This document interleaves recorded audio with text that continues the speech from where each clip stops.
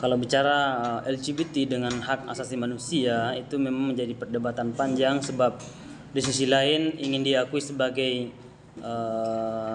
punya kebebasan ya. Tetapi dari pandangan masyarakat atau konstruksi sosial itu dianggap pelanggaran ya. Bahkan agama-agama juga melarang itu. Ya, agama, apalagi agama Islam juga sangat melarang ya. Cuma memang ada kendala-kendala yang lain, hasil penelitian ada yang mengatakan memang karena faktor genetik ya, ataukah persoalan-persoalan dalam kandungan seorang ibu ketika dalam keadaan mengandung, ada sebab-sebab tertentu sehingga menyebabkan anaknya mengalami kelainan seksual itu. Kemudian alasan yang lain seperti karena trauma masa lalu ya, ada separuh kasus-kasus LGBT itu juga dipengaruhi oleh trauma masa lalu. Misalnya waktu kecil mengalami kekerasan seksual, seorang anak-anak kecil misalnya seorang perempuan, akhirnya lama-kelamaan itu benci sama laki-laki ya. Itu bisa saja terjadi begitu ya. Ada juga yang karena faktor orang tuanya bercerai ya, akhirnya tidak suka kalau sebagai orang tua, ayah dan ibu atau laki-laki dan perempuan itu kok menghadirkan ketidakharmonisan itu. Maka itu juga sangat berbahaya. Itu sebabnya di dalam pandangan Islam kalau ada perselisihan antara orang tua, bapak ibu, itu diusahakan anak tidak mendengarkan itu. Anak tidak mengetahui. Cukup diselesaikan berdua, sebab itu juga sangat berpengaruh terhadap anak itu. Ketika mengalami goncangan psikologis itu sangat mempengaruhi. Itu bisa saja kemudian hari memandang bahwa pernikahan itu menakutkan. Perbedaan lawan jenis itu tidak baik gitu. Itu persepsi yang bisa muncul. Dan kebanyakan kaum LGBT mengalami fase-fase yang seperti itu. Oke. Kekerasan masa lalu bisa ya, faktor-faktor lingkungan ya dari teman-temannya dan lain-lainnya itu bisa. Oke. Bisa juga karena profesi gitu. Tetapi saudara, dulu namanya kalau di Indonesia itu namanya apa, waria ya. Ada juga mengatakan bencong ya. Itu sesama laki-laki gitu. Tapi kalau kita melihat secara kritis ya, persoalan-persoalan itu di Indonesia itu sebenarnya ada juga trauma dari segi politik gitu. Jadi dulu kan ke Indonesia itu ketika hukum itu mengalami peningkatan yang terlalu tinggi dibanding politik ya. Jadi kata Profesor Mahfud MD, kalau politik tanpa hukum itu bisa brutal ya. Tapi hukum tanpa politik juga hukum tidak bisa lahir dari tanpa politik, sebab hampir semua konstruksi hukum ataukah produk-produk hukum itu ditentukan oleh kekuatan politik itu, atau ada keterkaitannya antara politik dan hukum. Itu sebabnya dia menghasilkan satu karya namanya politik hukum ya. Itu yang menjadi disertasi dan menjadi guru besar karena kemampuan dia mensintesiskan antara politik dan hukum. Tapi kalau kita melihat juga dari persoalan masa lalu ya, ketika ingin melihat bagaimana hukum diperlakukan lebih tinggi dibanding politik, dibanding yang lainnya, lihatlah di masa Soeharto, apapun kebijakannya maka itu harus dibuatkan hukum. Itulah disebut sebagai hukum lebih tinggi ya. Kalau misalnya ingin menghilangkan orang atau apa saja yang tidak suka dengan aktivis, itu tinggal buatkan saja undang-undang, aturan gitu. Ya. Jadi di masa Soeharto, di mana hukum itu lebih tinggi dibanding kekuasaan dan politik. Gitu. Artinya apa yang dikehendaki penguasa itu bisa saja dilakukan. Disebutlah itu masa otoriter gitu. Ya. Otoriter itu lahir dari situasi seperti itu, di mana kekuasaan itu dibawa daripada hukum. Kemudian setelah pasca Soeharto masuk reformasi awal ya, reformasi 98, kemudian masuk fase 2000-an awal, mulai seimbang antara hukum ya, mulai seimbang antara hukum, tidak boleh lagi sewenang-wenang presiden mengeluarkan dekret, tidak boleh lagi sewenang-wenang mengeluarkan aturan, harus melalui dengan musyawarah rapat dari anggota-anggota dewan atau parlemen, itu boleh saja ya. Nah, tetapi di masa 32 tahun itu kepemimpinan kita, maka disebut sebagai bapak pembangunan, itu kan yang mendominasi adalah sifat maskulin. Ya, maskulin itu sifat kelaki-lakian ya. Feminim itu dari sifat keperempuanan. Nah, ketidakseimbangan inilah sepanjang 32 tahun politik kita di Indonesia itu kemudian melahirkan satu kelompok yang cenderung untuk menjadi mengimbangi sifat laki-lakian itu. Maka bermunculanlah misalnya waria ya. Dulu itu ada faktor-faktor politik juga. Untuk apa? Untuk apa coba ya? Karena di waktu itu laki-laki terlalu dominan, maka orang cenderung kalau laki-laki bersifat agak gemulai gitu ya, kemudian seperti perempuan, maka itu mendapat tempat. Mengapa? Karena tidak semua laki-laki bisa seotoriter itu. Itu sebabnya kalau di Sulawesi Selatan orang waria itu punya kedudukan yang lumayan istimewa ya, apalagi di setiap acara-acara pengantin sampai hari ini itu tidak sempurna rasanya kalau ada pengantin yang kemudian tidak diriaskan oleh bencong ya, atau waria. Itu tidak sempurna. Karena mengapa?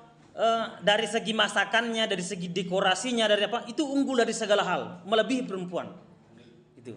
Jadi ada kualitas ya, ada kualitas. Di samping kalau persoalan masalah seksualnya itu tidak dipermasalahkan ya, meskipun orang mengatakan ya dia suka sama jenis ya, laki-laki dengan laki-laki misalnya. Tetapi bagi orang-orang Bugis itu bukan itu yang menjadi persoalan, adalah kualitasnya itu. Ada kualitasnya. Ada lagi yang lebih keagamawan. Kalau misalnya di Kabupaten Bone ada namanya biksu. Biksu itu seolah-olah itu adalah perwakilan Tuhan. Ibaratnya itu sebagai seorang wali ya, kalau tidak boleh dikatakan bahwa seorang nabi, seorang wali itu ditentukan adatnya itu dari bisu. Bisu itu adalah seorang waria ya, yang karena waria ini dipandang sebagai sesuatu yang sangat dekat dengan Tuhan kalau dari pandangannya itu ya, namanya biksu. Itu punya otoritas dalam menentukan arah masyarakat itu. Namanya bisu. Itu tidak sembarang orang yang dapat itu. Ya, artinya seperti dalam Islam itu ada ilham yang diberikan. Nah, itu kalau dari Kabupaten Bone, kalau kabupaten-kabupaten lain itu menggunakan waria. Nah, munculnya waria itu karena banyak muncul di masa-masa itu untuk mengimbangi ya. Ada tekanan psikologis dari segi politik gitu. Kemudian kalau dari sastra itu sebenarnya adalah bagian daripada kritik sosial kalau ingin menelaah lebih mendalam. Seperti misalnya ada film Wahyu ya. Itu kan itu film horor yang dikemas sebagai perlawanan ketidakadilan sosial untuk mengungkap sisi gelap dunia yang dianggap suci selama ini ya. Seperti pesantren, tetapi kan tidak semua pesantren itu suci gitu. Pasti ada sisi gelapnya dan ini yang sering ditutup. Nah, untuk mengungkapkannya ini kan, untuk mengungkapkan sisi gelap dari pesantren itu susah. Gitu, susah dan mendapat perlawanan. Tapi kalau dikemas dalam dunia film gitu kan, itu lebih mudah diterima. Gitu, lebih mudah diterima oleh masyarakat. Kita tahu bahwa di dunia pesantren jangankan pelecehan terhadap santrinya itu ada, bahkan pelecehan terhadap sesama jenis itu ada. Gitu.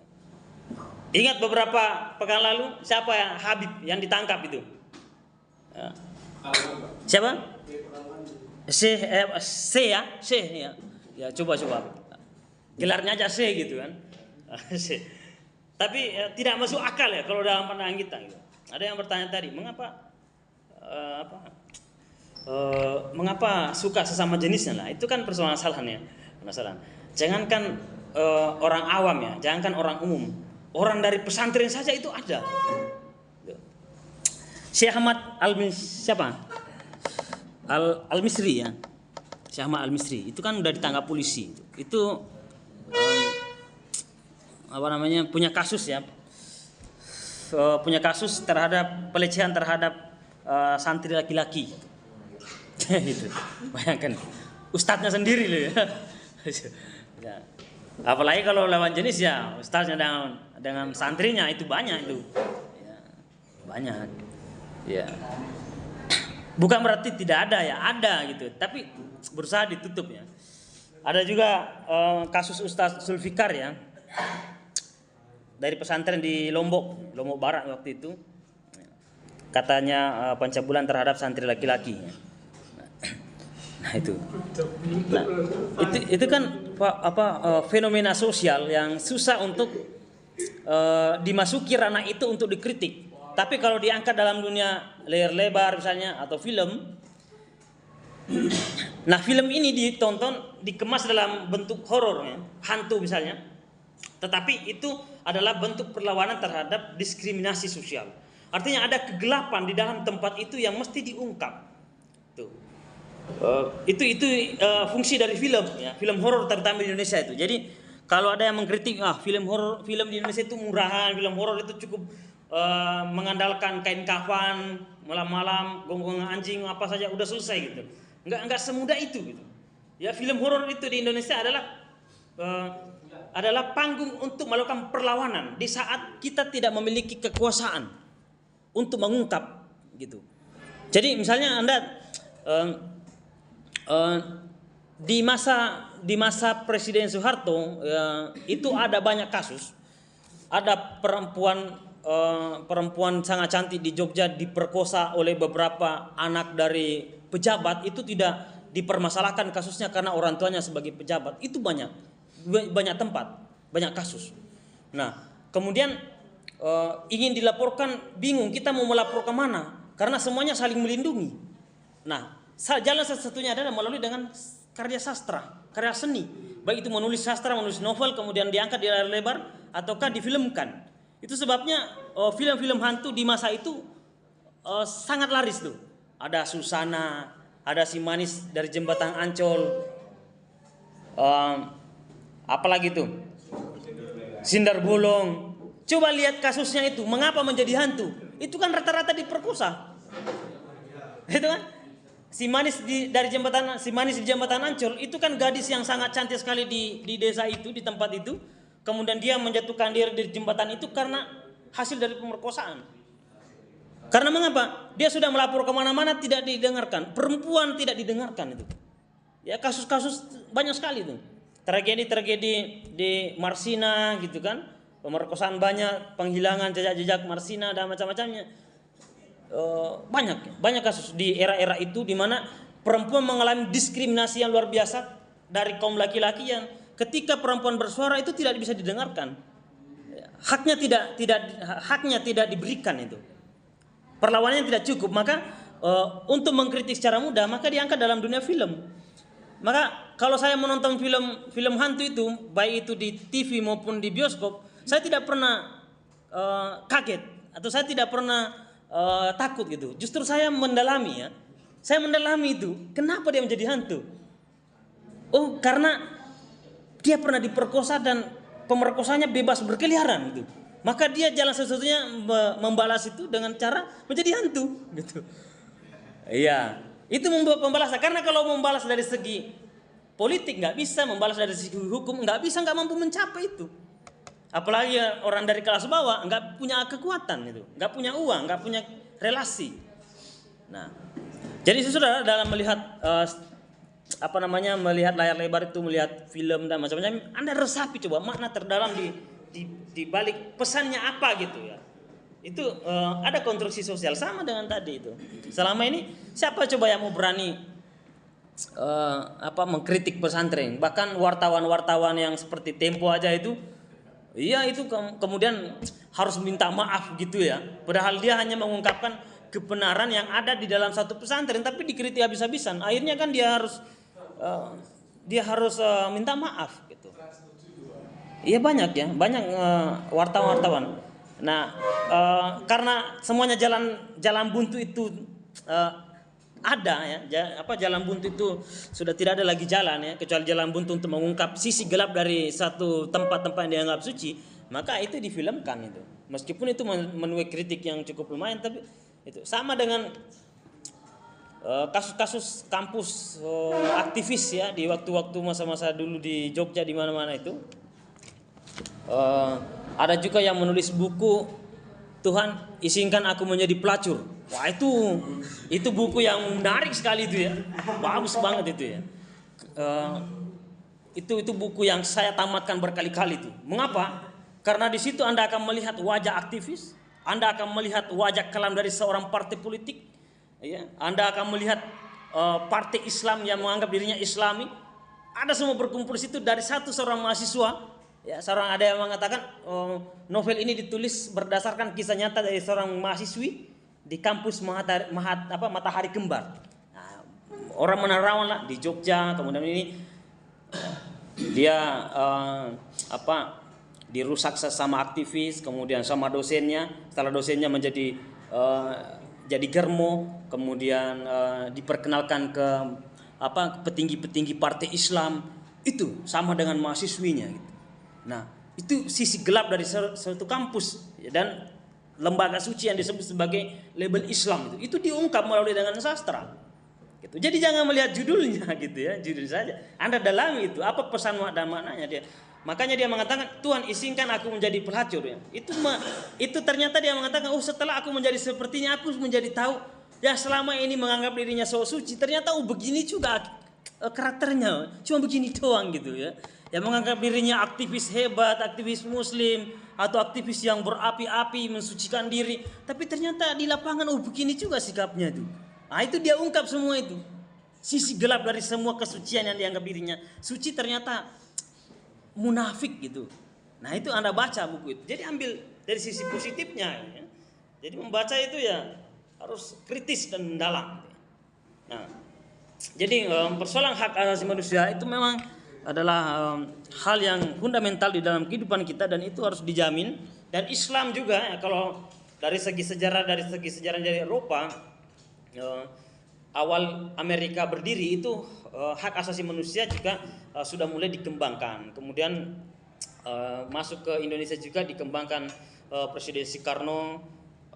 Kemudian lama kelamaan, tetapi sejarahnya dalam Islam juga banyak ya. Sejarah dalam Islam itu seperti misalnya membebaskan budak, kemudian tidak adanya penindasan ya, diskriminasi, kemudian perbudakan terhadap perempuan itu dihilangkan ya, berusaha dihilangkan. Itu Islam berusaha berdialog dengan tradisi-tradisi begitu ya. Karena hak asasi manusia itu diinjak-injak juga di masa jahiliyah. Terutama kaum perempuan, di mana kaum perempuan waktu itu kalau dari peneliti-peneliti yang mendalam bahwa kaum perempuan waktu itu tidak dianggap sebagai manusia, ya. Karena mengapa? Dia sebagai properti. Kata Fazlur Rahman ya, salah satu pemikir Muslim Pakistan yang menjadi guru besar di Universitas di Amerika, di Chicago Amerika, dia sebagai guru besar Islam di sana. Hasil penelitiannya menunjukkan bahwa di masa abad ke-7, di masa Rasulullah itu lahir, itu dia menghadapi suatu masa di mana hak asasi manusia itu dilanggar secara brutal. Perempuan, jangankan perempuan dianggap sebagai manusia, itu tidak, itu jauh sekali dari bayangan kita. Tapi perempuan waktu itu dianggap sebagai properti, barang dagangan gitu. Itu sebabnya di dalam perbudakan dalam Islam itu boleh digauli oleh tuannya tanpa pernikahan. Mengapa? Karena perempuan di masa jahiliyah itu adalah barang milik, gitu. Maka perempuan nggak punya hak apa-apa, gitu. Bahkan banyak kasus ya di dalam sejarah Islam, perempuan digauli sekian banyak laki-laki, nanti kalau hamil baru dia menunjuk satu orang, kan itu ya. Itu baru dia menunjuk satu orang. Banyak kasus begitu. Kasus-kasus yang lain misalnya laki-laki dianggap laki-laki yang hebat kalau menikah sampai ratusan kali. Itu di masa jahiliyah. Maka rata-rata dulu laki-laki itu sampai ratusan istrinya, sampai bingung yang mana itu istrinya itu, bingung itu. Tetapi Islam hadir, Muhammad hadir itu untuk mengurangi perbudakan seksual dan pelanggaran hak asasi manusia. Maka pertama Rasulullah menurunkannya menjadi 9 istrinya, ada yang mengatakan 12. Tapi itu suatu penurunan yang luar biasa itu. Jadi jangan melihat bahwa ada ayat yang sering dianggap dipelintir di dalam Al-Quran dalam surah An-Nisa ayat ketiga itu dia katakan wa ihibtum alla tuqsitu fil yatama fankihu ma tawalakum minan nisa'i masna wa sulasa wa ruba. Ya. Nikahilah perempuan 2, 3, 4 yang kamu senangi. Itu. Ada yang mengatakan ini ayat tentang poligami. Justru kalau saya melihat dengan melihat pendekatan Fasur Rahman yang Abdul Said, ayat ini adalah ayat monogami. Karena di akhir ayat itu dikatakan wa hibtum alla ta'dilu fawahida. Tapi kalau tidak bisa berlaku adil maka cukup satu saja. Artinya kan ada keadilan gitu ya. Dalam pernikahan itu yang paling utama adalah keadilan. Tidak boleh ada diskriminasi, perbudakan, perampasan hak. Gitu. Itu semuanya tidak boleh ya. Kemudian berlaku adil ya. Kalau tidak bisa berlaku adil cukup satu. Itu kan mulai perlahan dirubah ya. Bayangkan Rasulullah itu merubahnya menjadi 9 dan pernikahannya itu bukan karena nafsu. Yang rata-rata yang dinikahi adalah janda-janda tua yang butuh pertolongan. Ya, yang butuh pertolongan, pendampingan. Suaminya meninggal di medan perang, gugur, kembali istrinya menangis, "Ya Rasulullah, suami saya sudah tidak ada, meninggal di medan pertempuran, dia berjihad." Maka Rasulullah mengawini dia untuk memberikan nafkah, memberikan status gitu. Dan sekian banyak istrinya Rasulullah hanya satu saja yang gadis gitu. Hanya satu. Dan alhamdulillah ada yang gadis. Karena adanya yang gadis itu, fikih perempuan banyak hadir. Itu kan luar biasa ya. Gitu. Maka banyak fikih tentang perempuan itu lahir dari Aisyah gitu. Bahkan kalau Rasulullah tidak punya istri yang perawan ya, itu tidak bisa itu ya, tidak bisa mengeluarkan banyak ilmu agama tentang perempuan, itu ada yang mewakili. Itu menunjukkan bahwa Rasulullah itu menikah dianggap berpoligami tapi bukan karena nafsu. Kalau nafsu ya dijejerlah semua perempuan-perempuan yang muda-muda cantik itu, yang gadis-gadis itu. Pernikahan pertama Rasulullah saja itu janda gitu ya. Gitu. Jadi kalau mau mengikuti sunnah Nabi ya cari janda. Ya begitu. Istri kedua, istri ketiga janda. Maka sekarang orang menggunakan ayat ini untuk mendapatkan perempuan 4. Tapi dilihat rata-rata gadis gitu. Rata-rata yang kedua cantik, muda. Katanya mengikuti Rasulullah, apa benar? Mengikuti Rasulullah apa karena nafsu yang dibungkus agama. Gitu. Kemunafikan ya yang dibungkus topeng agama gitu ya. Nah, itu kan mesti dikritisi ya. Ada refleksi kritikan itu. Nah, perempuan di masa jahiliyah juga itu tidak hak asasi manusianya itu dilanggar habis-habisan. Bahkan dalam kasus ya, dalam sejarah ya, bahasa sejarah apapun itu tentang versi Islam, sejarah Islam, kalau seorang bapak menikah lagi ya dengan sekian ya, atau ibu yang kedua atau ibu yang ketiga, anaknya sudah besar, seperti misalnya sebesarnya ini sudah, terus bapaknya menikah, bapaknya ini sudah tua gitu, umur 65 tahun atau 70 tahun ya, tapi ibu tirinya ini muda banget ini, muda, masih 25 tahun gitu. Tiba-tiba satu hari setelah menikah bapaknya meninggal, ini bisa mewarisi ibu tirinya itu. Gitu ya. Itu bisa, itu dalam masa jahiliyah. Jadi jangankan perempuan bisa diperjualbelikan, bisa diperbudak, perempuan itu bisa diwarisi oleh anak tirinya. Jadi jangan bayangkan perempuan bisa mendapatkan warisan, nggak bisa itu. Maka kata Pak Surahman, menggunakan peneliti Barat dan Timur sebagai seorang profesor, dia mengatakan hasil kesimpulannya perempuan di masa jahiliyah itu minus 0. Jangankan 0, minus 0, di bawahnya 0. Mengapa? Karena jangankan perempuan punya hak ataukah subjek, dia sebagai barang, dia sebagai objek, dipermainkan. Maka Rasulullah datang mengubah itu, membebaskan perempuan dari perbudakan.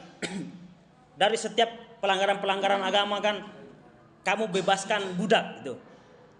Misalnya ada sahabat Rasulullah yang melanggar ketika bulan puasa, dia bersenggama dengan istrinya, gitu kan.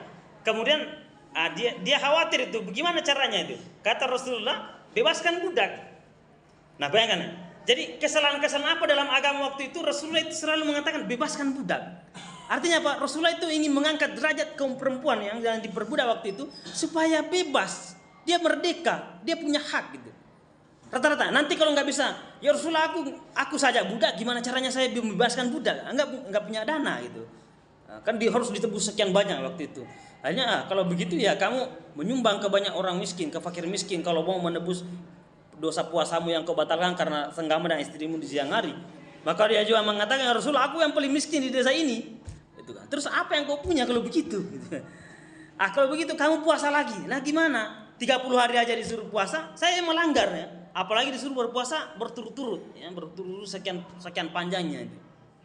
Dan apa artinya? Bahwa setiap pelanggaran-pelanggaran agama waktu itu Rasulullah itu selalu mengedepankan pembebasan budak. Nah, ketika masuk ke ayat Al-Quran yang membicarakan mengenai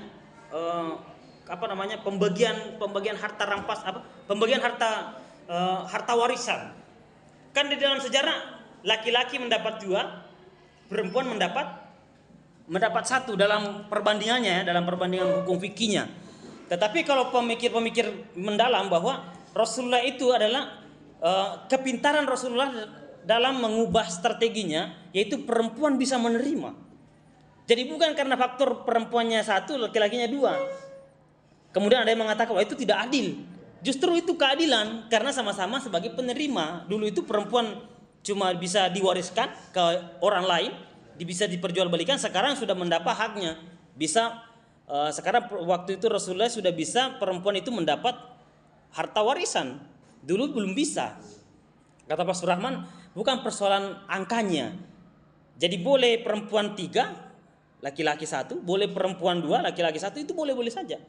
Ya, kalau dari pendekatan Pak Surahman, karena bukan persoalan jumlahnya sebenarnya, tapi ada lebih mendalam lagi di balik pembagian itu adalah sama-sama menjadi subjek, ya, bukan lagi objek. Perempuan laki-laki sebagai subjek, dia sebagai penerima warisan. Nah itu kan kalau melihat dari perspektif lain, ya, perspektif yang lebih mendalam lagi dari setiap aturan-aturan agama itu. Nah itu sebagai tambahan bahwa di dalam Islam pun dan di versi-versi Barat pun hak asasi manusia itu sangat dijunjung tinggi, ya. Dan hak dasar yang ada pada manusia itu harus diakui. Terutama yang pertama ada jaminan terhadap nyawanya, ya, kehidupannya. Yang kedua ada jaminan terhadap keluarganya, ada jaminan terhadap hartanya, itu hak asasi manusia, ya kan. Ada jaminan untuk melangsungkan keturunan yang baik. Seperti dalam Indonesia itu adalah aturan pernikahan. Kalau semuanya itu ada, maka tidak mesti menjadi negara Islam. Cukup menjadi negara demokrasi seperti Indonesia atau negara hukum seperti Indonesia. Tetapi nilai-nilai Islam itu hadir. Tidak mesti dibungkus, ya. Itu kan perdebatan lama dari para tokoh-tokoh kita sebelumnya. Selama itu yang dijaga, ya, dijaga kehidupan orang, ya, nyawanya orang, hartanya, itu kan sekarang udah dijamin semua itu. Kalau ada yang dicuri, ya. Tapi mulai sekarang, ya. Jadi ada kritik lagi hari ini, pemerintahan hari ini, ya, di era pemerintahan Prabowo, ada lagi yang mengatakan bahwa hukum itu mulai kembali seperti zamannya lagi Soeharto, di mana hukum lebih tinggi dibanding politik dengan kekuasaan. Apa-apa dikerjakan pemerintah atau diinginkan pemerintah itu segera dibuatkan aturan. Nah itu yang menjadi masalah, ya. Kalau seperti misalnya waktu pidato berapi-api Prabowo dari 2014, 2019, dia mengatakan bahwa dia akan menghukum koruptor, ya, mulai sampai ke Antartika gitu. Setelah jadi presiden, dia mengatakan bahwa, ya, kembalikan secara diam-diam uang yang dikorupsi, maka itu bisa dimaafkan gitu, ya. Nah bayangkan itu, bayangkan antara apa yang diucapkan itu namanya pemimpin demagog, ya. Apa yang dibicarakan itu tidak bisa dalam faktanya dan nyatanya. Nah, makanya banyak yang kecewa. Dulu ingin mengejar koruptor sampai ke Antartika, ya. Sekarang di depannya saja banyak koruptor, dia cuma menginginkan dimaafkan. Kemudian dikembalikan uangnya secara diam-diam. Nah, kalau diam-diam itu dikembalikan kemana? Mengapa harus diam-diam? Mestinya kan terang-terangan. Meskipun itu pelakunya ingin dibebaskan, ya, tapi harus kembalinya secara terang-terangan, jangan diam-diam juga. Ini ingin diam-diam dikembalikan juga dimaafkan, ini bermasalahan. Akhirnya mulailah dicari-cari pasal gimana caranya untuk mendukung pemikiran dari Presiden Prabowo ini. Gimana caranya dibuatkan hukum supaya itu dibolehkan, para koruptor itu dimaafkan. Gitu. Itu jadi masalah. Ya, itu yang hari ini menjadi masalah kalau hukum ingin diutak-atik lagi, ataukah keinginan kekuasaan apa, penguasa apa, kemudian dibuatkan aturannya. Itu yang disebut sebagai hukum yang lebih tinggi dibanding kekuasaan, ya, dibanding dengan legislatif dan legislatif, yudikatif dengan apa? Yang tiga itu keseimbangan yang mesti terjadi. Legislatif, eksekutif, dan yudikatif ya. Jadi legislatif itu pembuat aturannya adalah anggota dewan, kemudian eksekutif menjalankan adalah pemerintah, kekuasaan, kemudian yudikatif itu adalah hukumnya, ya, hukum yang harus ditegakkan, harus keseimbangan ini harus terjadi. Nah sekarang hukum itu mulai dikuasai oleh kekuasaan dan mencoba diubah-ubah ya. Itu dari pemerintah sebelumnya sampai hari ini juga mulai seperti itu, dan itu mengkhawatirkan ya. Jadi saudara, sebagai tambahan untuk hari ini, Anda banyak mempelajari tentang hak asasi manusia supaya Anda minimal Anda mengetahui hak-hak Anda seperti apa, sejarahnya, kemudian Anda bisa menerawang sejarah itu untuk masa depan, masa kedepannya, bagaimana hak asasi manusia terus bisa dijalankan secara maksimal.